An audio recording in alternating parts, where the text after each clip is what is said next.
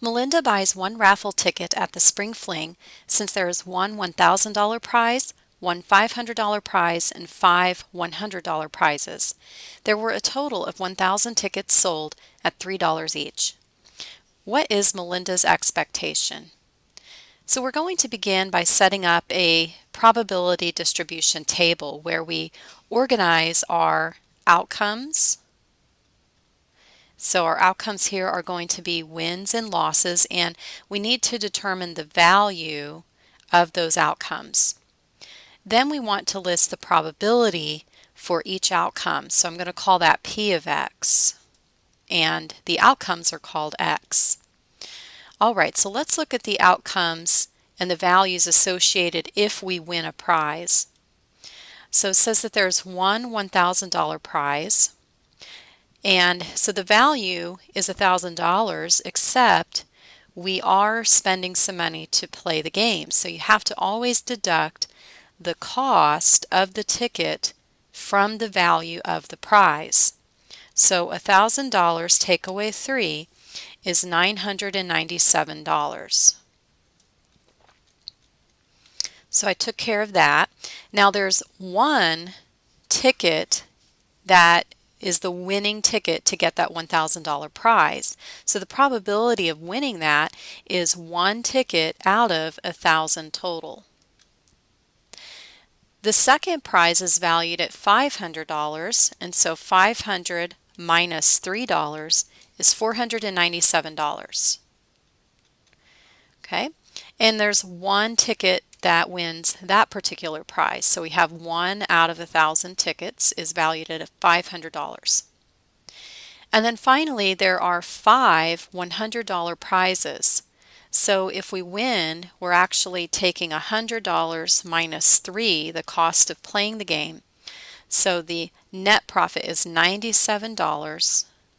Okay, and there are 5 of these tickets. So 5 out of 1,000 tickets are winning that prize.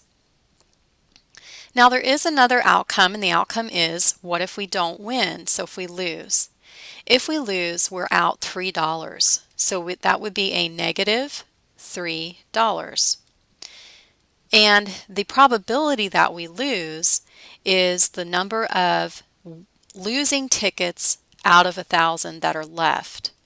So you want your probability to add up to 1,000 out of 1,000. So if we count our numerators so far, we have 5, 6, and 7. So if I take 1,000 minus 7 winning tickets, that means there are 993 tickets that win no prize. So you always want to make sure that the sum of the P of X, or of the probabilities, is 1,000 out of 1,000. Okay. All right, so now we've got everything set up with our outcomes and our probabilities. What we do with this is we multiply straight across. So we're going to do X times P of X. And I like to just do these as decimals. So in my calculator, I'm going to take 997 times 1 divided by 1,000. So I use my division button here. So 997 times 1 divided by 1,000 equals, and I get 0.997. Now we do 497 times 1 divided by 1,000, and you get 0.497. And then we do 97 times 5 divided by 1,000. That gives us 0.485. Finally, we do negative 3 times 993 divided by 1,000. And that gives us negative 2.979.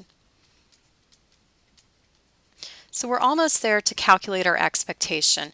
What we finally do is we add these values up in this last column. So I have negative 2.979 plus 0.485 plus 0.497 plus 0.997. So that gives me minus 1. So the expectation is a loss of $1. So that just means over the long run of playing this game and the way that everything is set up, if you played it multiple times, the expectation is that over time you would approach a value of a loss of $1 for playing this game. And that takes into account the number of times that you would win and the number of times that you would lose if you played this game over and over again.